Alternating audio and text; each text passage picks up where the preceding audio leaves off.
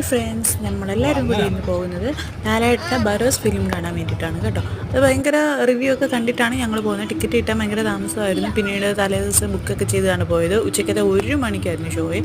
പക്ഷെ ഭയങ്കര വെയിലെന്ന് വെച്ചാൽ ഭയങ്കര വെയിൽ സഹിക്കാൻ പറ്റത്തില്ല. പിള്ളേരാണെങ്കിൽ കാറിൻ്റെ ബാക്ക് സീറ്റിൽ നിന്ന് ഭയങ്കര വഴക്കായിരുന്നു. പിന്നെ വീഡിയോ എടുക്കുന്നത് കണ്ടപ്പോൾ മര്യാദരാമന്മാരെ പോലെ ഇരിക്കുവാണ് കേട്ടോ.